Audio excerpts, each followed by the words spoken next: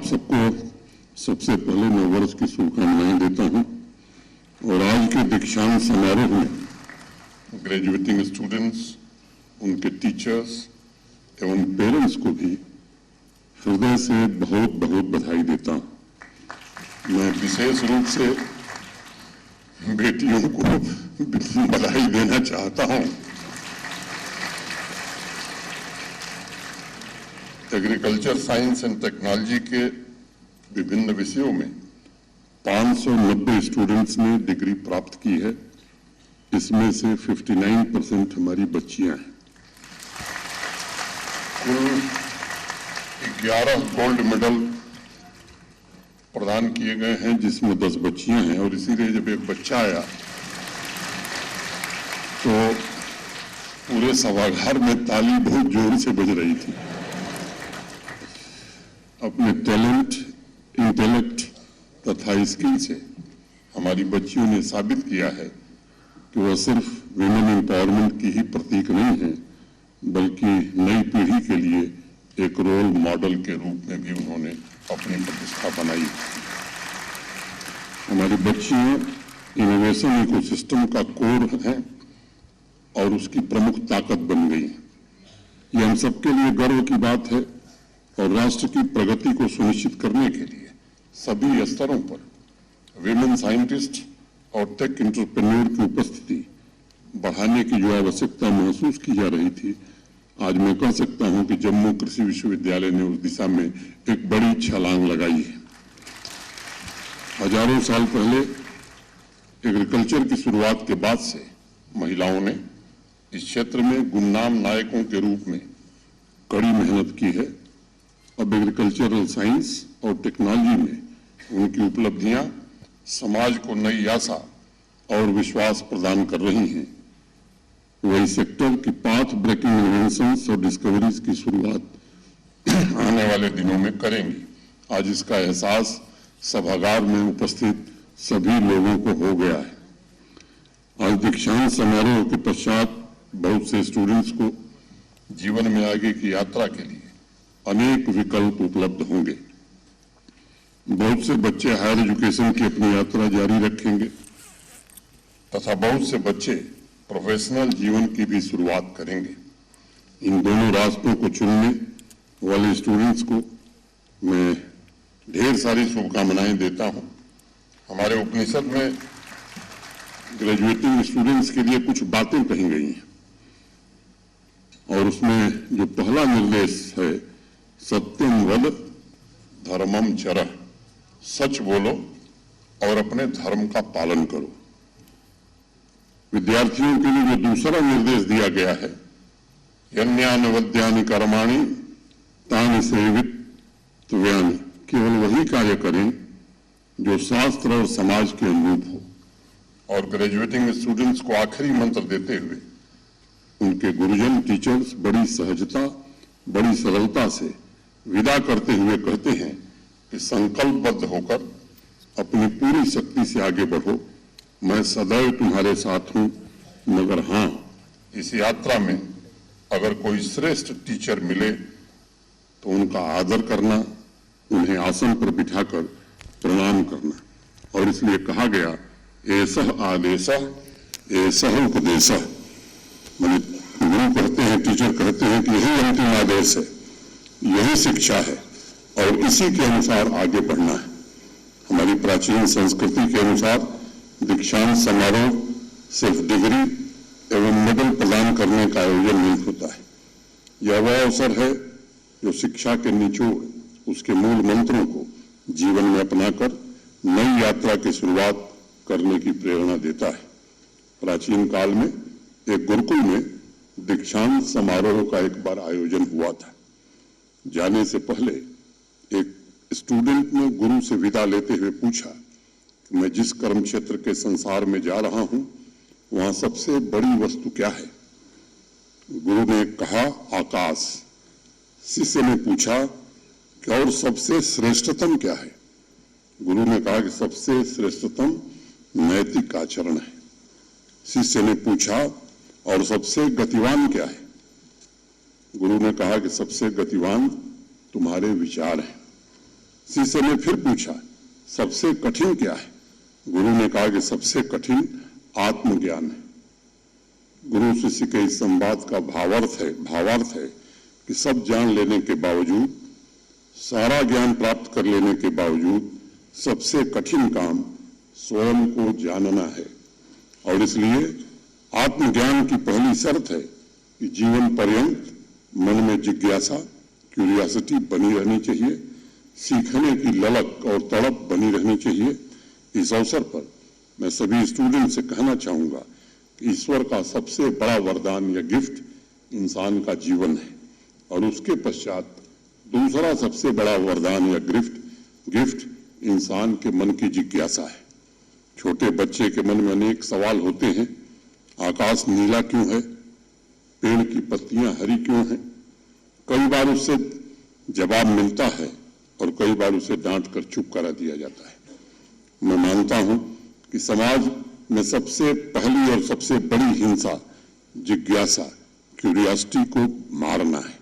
और इसलिए आप सभी ग्रेजुएटिंग स्टूडेंट से मेरा आग्रह होगा कि अपने भीतर की क्यूरियोसिटी को जीवन भर बनाए रखिएगा, ताकि इस जीवन यात्रा में आत्मज्ञान के साथ साथ आप कुछ नया खोजें, नया निर्मित करें और उसे समाज और राष्ट्र के विकास के लिए पूरी तरह समर्पित करें। संपूर्ण देश को आपसे विकसित भारत के निर्माण में बड़े योगदान की अपेक्षा है। मुझे पूरा भरोसा है कि आपका ज्ञान, आपका हुनर भारत के कृषि क्षेत्र को नए आयाम प्रदान करने में महत्वपूर्ण आधार साबित होगा। प्रिय स्टूडेंट्स, आप एक ऐसे दौर में प्रोफेशनल वर्ल्ड में कदम रख रहे हैं जब भारत के आदरणीय प्रधानमंत्री श्रीमान नरेंद्र मोदी जी के नेतृत्व में एग्रीकल्चर सेक्टर पिछले 9-10 वर्षों में अनेक रिफॉर्म्स से गुजरते हुए देश की इकोनॉमी का एक प्रमुख आधार बनने के लिए तैयार हुआ है। अब वह समय बीत गया जब किसान खेती के इनपुट, प्रोडक्टिविटी और बाजार के लिए बहुत ज्यादा परेशान रहता था। अब बीज से बाजार तक की व्यवस्था माननीय प्रधानमंत्री जी ने सुनिश्चित किया है। हमारा किसान सिर्फ अपने जीविकोपार्जन के लिए खेती नहीं करे, बल्कि अपने परिवार के स्वर्णिम भविष्य और अस्थायी आमदनी के लिए पसीना बहाए, ऐसी व्यवस्था इस देश में की जा रही है। पिछले वर्ष यानी 2023 को इंटरनेशनल मिलेट वर्ष घोषित करके माननीय प्रधानमंत्री जी ने भारत के किसानों की वैश्विक बाजार में भी पहुंच सुनिश्चित की है। 2014 के पहले पूरे देश में एग्रीकल्चर सेक्टर का जो कुल बजट था वो 25 से 30 हजार करोड़ रुपए का होता था। आज उसमें लगभग 5 गुना से ज्यादा वृद्धि हो गई है और पिछले वित्तीय वर्ष में एग्रीकल्चर का बजट 1,25,000 करोड़ रुपए रहा है। एग्रीकल्चर इंफ्रास्ट्रक्चर फंड को सशक्त बनाने के लिए 1 लाख करोड़ रुपए दिए गए हैं। पिछले वित्तीय वर्ष में किसान भाइयों को देश भर में 20 लाख करोड़ रुपए की आर्थिक सहायता दी गई है।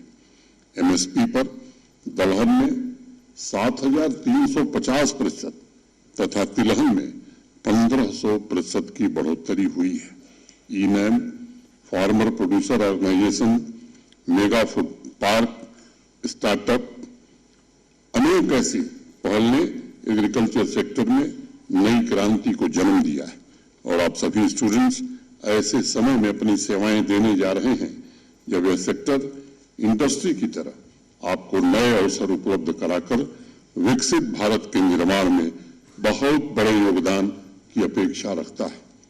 फार्म मैकेनाइजेशन, डिजिटल और इनोवेटिव फार्मिंग टेक्निक के द्वारा मॉडर्न तथा स्मार्ट खेती के लिए नई पहल लेने वाले देशों में भारत ने अपना अग्रणी स्थान आज बनाया है। Drone, artificial intelligence, machine learning, internet of things, blockchain जैसी तकनीक के द्वारा एग्रीकल्चर सेक्टर में भी नया रेवोल्यूशन लाने के लिए आज सभी सुविधाएं और संसाधन उपलब्ध कराए जा रहे हैं, जिसके माध्यम से आप जैसे स्किल्ड युवा भारत को वर्ल्ड क्लास एग्री एवं फूड इंडस्ट्री के रूप में विकसित कर पाएंगे। एग्रीकल्चर सेक्टर लगातार ग्रो कर रहा है और लगभग 33,000 करोड़ रुपए की लागत से देश में 43,318 नए प्रोजेक्ट शुरू हुए हैं ताकि एग्रीकल्चर सेक्टर में नए एंटरप्रेन्योर्स और रोजगार के अवसरों में बड़ी संख्या में वृद्धि की जा सके। अगर आंकड़ों पर गौर किया जाए तो कुल एग्री एक्सपोर्ट में प्रोसेस्ड फूड एक्सपोर्ट का शेयर पहले आज से 9-10 साल पहले 13% था, आज बढ़कर लगभग दुगुना हो गया है, 26% हो गया। फूड प्रोसेसिंग सेक्टर में पिछले 9-10 वर्षों में $6 बिलियन का फॉरेन इन्वेस्टमेंट आया है। आप जैसे स्किल्ड प्रोफेशनल्स के लिए इस सेक्टर में भी संभावनाओं के अनेक द्वार खुले हैं। सभी स्टूडेंट्स इस बात से वाकिफ होंगे कि जम्मू कश्मीर में भी तमाम संभावनाओं के बावजूद एग्रीकल्चर रिफॉर्म नहीं हो सका था। पिछले 4 वर्षों में पूरी शिद्दत से कोशिश की गई। Agriculture, horticulture, dairy, sericulture, fisheries में मौजूद संभावनाओं के माध्यम से जम्मू कश्मीर की 70% आबादी जो कृषि पर निर्भर है उसका भविष्य सुरक्षित करने के साथ साथ इसे इंडस्ट्री का स्वरूप देकर आत्मनिर्भर जम्मू कश्मीर का निर्माण किया जाए। नवंबर 2022 में इस उद्देश्य को अमली जामा पहनाने के लिए अभी जो चीफ सेक्रेटरी हैं डुल्लू साहब, वही उस समय एग्रीकल्चर प्रोडक्शन कमिश्नर थे, होलिस्टिक एग्रीकल्चर डेवलपमेंट प्रोग्राम की शुरुआत की गई थी। उसके तहत 29 प्रोजेक्ट्स लॉन्च किए गए और उसमें लक्ष्य रखा गया कि एग्रीकल्चर आउटपुट को लगभग 68,000 करोड़ रुपए तक ले जाना है। 19,000 नए इंटरप्राइजेज की स्थापना करनी है। 3 लाख से ज्यादा युवाओं को सीधे एग्रो इंडस्ट्री से जोड़ना है। ब्लॉक स्तर पर युवा वाणी कार्यक्रम शुरू किया गया और नौजवान पीढ़ी को कृषि उद्यम से जोड़ने के प्रयास गंभीरता से किए जा रहे हैं। पिछले 3-3.5 साल में प्रशासन ने किसान भाइयों और कृषि क्षेत्र से जुड़े उद्यमियों के लिए पुख्ता व्यवस्था तैयार करने का प्रयास किया है। जीआई टैगिंग के अलावा हर जिले की विशेष फसलों को ध्यान में रखते हुए उनके स्टोरेज, प्रोसेसिंग, मार्केटिंग की व्यवस्था करने की भी कोशिश हो रही है। पूरे किसानी तंत्र के मजबूत सपोर्ट सिस्टम के लिए सहकारी समितियों को एक सफल व्यावसायिक उद्यम के रूप में बदलने का प्रयास किया जा रहा है। चाहे किसानों की ट्रेनिंग का मामला हो, हमारे एग्रीकल्चर और लैंड डिपार्टमेंट के अफसरों की ट्रेनिंग का मामला हो, दक्ष पोर्टल पर आपकी जानकारी में है कि कितने लोगों के रजिस्ट्रेशन हुए हैं। फार्मर प्रोड्यूसर ऑर्गेनाइजेशन शुरू करने के लिए प्रशासन ने योजनाबद्ध ढंग से कार्यक्रम शुरू किया है और बहुत कम समय में जैसा मुझे बताया गया है कि 180 के आसपास फार्मर प्रोड्यूसर ऑर्गेनाइजेशन स्थापित कर लिए गए हैं। आज जम्मू कश्मीर का किसान आमदनी के मामले में पूरे देश में 5वें नंबर पर है। एग्रीकल्चर इंडस्ट्री की स्थिति को और मजबूत करने, किसानों की आय को कई गुना बढ़ाने तथा होलिस्टिक एग्रीकल्चर डेवलपमेंट प्रोग्राम को सफलता की नई ऊंचाई पर पहुंचाने में आप सभी स्टूडेंट्स का तथा फैकल्टी मेंबर्स का सहयोग, इस कास्ट के टेक्निकल इंटरवेंशंस मैं समझता हूं भविष्य में मील के पत्थर साबित होंगे। मैं कुछ रोचक तथ्य आपके सामने रखना चाहूंगा।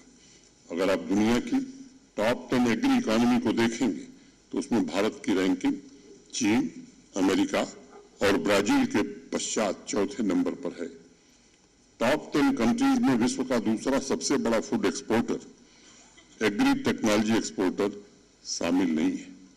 वह लगभग 1,70,00,000 1.7 करोड़ की आबादी वाला नीदरलैंड है जो एग्री इनोवेशन, एग्री टेक्नोलॉजी तथा प्रोसेस्ड फूड एक्सपोर्ट में विश्व में अमेरिका के बाद दूसरे स्थान पर आता है। आजकल विश्व के बड़े बड़े अखबारों, मैगजीन में इस बात की चर्चा हो रही है कि साहब नीदरलैंड ने ऐसा क्या कमाल कर दिया कि बड़े बड़े देशों को पीछे छोड़ करके एग्री इनोवेशन में वो अग्रणी बन गया है। आज विश्व की टॉप 20 बड़ी फूड कंपनियों में से 15 कंपनियां नीदरलैंड की हैं। पिछले कई वर्षों से यह सवाल मेरे मन में भी था। मैंने अनेक रिसर्च पेपर्स भी इसलिए पढ़े, जानने की कोशिश की कि कुल 22 लाख हेक्टेयर की खेती वाले छोटे से इस देश ने क्या इंटरवेंशन किए, और मैं इस निष्कर्ष पर पहुंचा कि नीदरलैंड की सफलता उसके एग्री एजुकेशनल इंस्टीट्यूशंस की मुख्य भूमिका है तथा उसके लैब से शुरू होती है। फूड प्रोडक्शन में दुनिया के सबसे बड़े इनोवेशंस नीदरलैंड की वाइनिंग यूनिवर्सिटी ने किए। हॉर्टिकल्चर, डेयरी सेक्टर में अपने रिसर्च और नई टेक्नोलॉजी के द्वारा वह विश्व में अग्रणी बन गया है। नीदरलैंड का उदाहरण हमें इस बात की प्रेरणा देता है कि जम्मू कश्मीर की दोनों एग्रीकल्चर यूनिवर्सिटी को एग्री टेक्नोलॉजी, फूड टेक्नोलॉजी तथा इनोवेशन में नेतृत्व करना होगा आने वाले दिनों में, ताकि हम एग्रीकल्चर सेक्टर को क्लाइमेट चेंज की चुनौतियों से निपटने में सक्षम बना सकें और फूड प्रोडक्शन में जम्मू कश्मीर को देश के अग्रणी राज्यों में मॉडल यूनियन टेरिटरी के रूप में स्थापित कर सकें। इसका नेतृत्व बच्चियों को ही करना होगा, ताकि भारत नीदरलैंड जैसी तकनीकी क्षमता के साथ दुनिया में अपना अलग मुकाम हासिल कर सके। Vice chancellor professor BN Tripathi साहब ने अभी कई नए इनिशिएटिव्स की चर्चा की। इनोवेशन और स्टार्टअप्स को प्रमोट करने के लिए एग्री बिजनेस इंक्यूबेशन सेंटर स्थापित किया गया है। मैं बधाई देता हूं वाइस चांसलर साहब को, उनकी पूरी टीम को तथा 68 एग्री स्टार्टअप्स अभी तक इंक्यूबेट किए जा चुके हैं। एक टेक्नोलॉजी मैनेजमेंट तथा IPR सेल स्थापित करने में भी इस यूनिवर्सिटी को सफलता मिली है। यहाँ विकसित की गई 100 टेक्नोलॉजी में से 3 का कमर्शियलाइजेशन भी हो चुका है और उन्हें प्राइवेट इंटरप्रेन्योर्स को सौंपा जा चुका है। अनेक फसलों की नई वैरायटी के सीड विकसित किए गए हैं और एक मेगा सीड प्रोसेसिंग यूनिट की स्थापना भी की गई है। स्थानीय जरूरतों को ध्यान में रखते हुए डाइवर्सिफिकेशन, मिलेट फार्मिंग तथा डेयरी सेक्टर में भी यूनिवर्सिटी ने उल्लेखनीय इंटरवेंशंस किए हैं और मैं इसे अत्यंत ही सराहनीय सफलता मानता हूं। मैं इसे दूसरे दृष्टिकोण से देखते हुए कहना चाहूंगा कि टेक्नोलॉजी डेवलपमेंट की यात्रा में यूनिवर्सिटी ने एक मजबूत नींव का निर्माण किया है। अब डॉक्टर त्रिपाठी से और फैकल्टी मेंबर्स और स्टूडेंट से मेरा अनुरोध होगा कि अब लक्ष्य हमें बड़े करने होंगे और कटिंग एज टेक्नोलॉजी डेवलपमेंट पर हमें फोकस करना होगा, जो हम दुनिया के अन्य देशों को एक्सपोर्ट कर सकते हैं। पिछले वर्ष इस कास्ट कश्मीर को मैंने एक बात कही थी कि ये टुलिप गार्डन जो श्रीनगर का है अब सनासर में भी एक बन गया है। मोटे तौर पर 600 करोड़ से ज्यादा का यह बिजनेस है और कश्मीर से उपयुक्त माहौल कहीं वातावरण नहीं हो सकता है टुलिप ग्रो करने का। उनको मैंने कहा कि इस पर प्रोजेक्ट शुरू करना चाहिए कि क्या देश की जरूरत हम पहले पूरा कर सकते हैं, फिर क्या एक्सपोर्ट की दिशा में हम आगे बढ़ सकते हैं। मैं कुलपति महोदय से अनुरोध करूंगा कि जम्मू कृषि विश्वविद्यालय को भी कोई न कोई एक चीज इस हिसाब से ध्यान में रखनी होगी कि हम जम्मू कृषि विश्वविद्यालय क्या ऐसा बना सकता है जो देश की जरूरत भी हम पूरा कर सकें और बाहर भी एक्सपोर्ट कर सकें। जब तक हम अपना लक्ष्य बड़ा नहीं करते तब तक हमारी दृष्टि सीमित रहती है। मेरा अनुरोध होगा यूनिवर्सिटी के सभी स्टूडेंट्स, फैकल्टी मेंबर्स ये संकल्प लें कि बदलते विश्व की आवश्यकताओं के अनुरूप agriculture, horticulture, live stock, food processing में वर्ल्ड क्लास टेक्नोलॉजी विकसित करने के लिए इस यूनिवर्सिटी को लीडिंग रिसर्च फैसिलिटी बनाएंगे और यह देश के टेक्नोलॉजी रिसोर्स का सबसे महत्वपूर्ण सेंटर होगा। मैं जानता हूं कि यह विश्वविद्यालय बाद में स्थापित हुआ, संसाधनों की कमी है, अभी मैं बात ही कर रहा था और मैं ये भरोसा देना चाहता हूं कि यहाँ संसाधनों की कमी न हो, इसका हर प्रयास जम्मू कश्मीर प्रशासन करेगा। यह संकल्प हमें मजबूत नींव पर एग्री और फूड इंडस्ट्री का शानदार भवन निर्मित करने में मदद कर सकता है।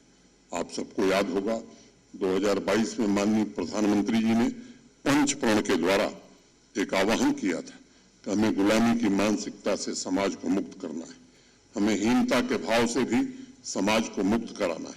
मैं आप सभी स्टूडेंट्स को याद दिलाना चाहूंगा कि आप एक समृद्ध राष्ट्र के उत्तराधिकारी हैं।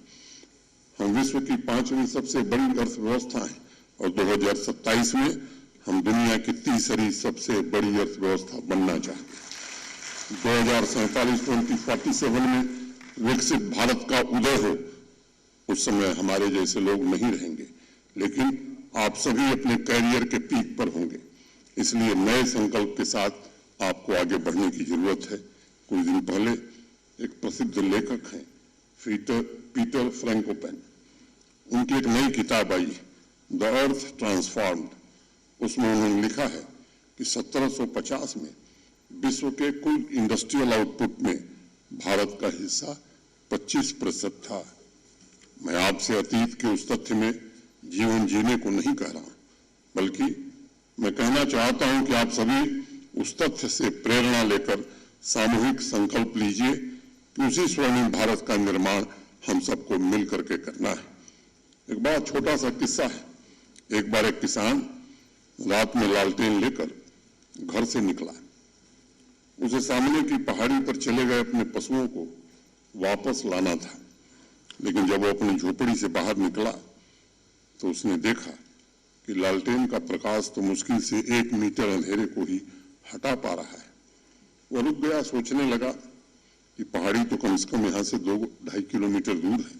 इस स्थिति में लालटेन लेकर उतनी लंबी दूरी तय करना ये तो बड़ा मुश्किल काम होता है लगता है। वो सोचते हुए असमंजस में खड़ा था। पीछे से एक बुजुर्ग व्यक्ति छोटा सा दिया लेकर उसी पहाड़ी की तरफ जा रहे थे। किसान ने बुजुर्ग को अपनी चिंता बताई। बुजुर्ग बहुत जोर से हंसे और बोले कि पागल, पहले 1 मीटर तो चल और तू पाएगा कि फिर 1 मीटर आगे दिखाई पड़ने लगेगा और तू ऐसे ही पहाड़ी या पूरी पृथ्वी की परिक्रमा कर सकता है। वह किसान चल पड़ा और अपने लक्ष्य तक पहुंच गया। मैं विद्यार्थियों से कहना चाहूंगा, जीवन भी ऐसा ही है। इस यात्रा में बैठना नहीं है, बस चलना है। चल पड़ो, जो चल पड़ता है वही अपने लक्ष्य तक पहुंचता है।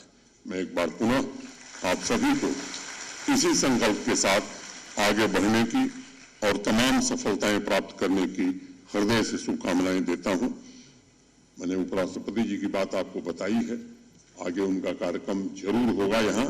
मैं फिर से आप सबको हृदय से बहुत बहुत धन्यवाद देते हुए अपनी बात यहीं पूरी करता हूं। जय हिंद, जय भारत।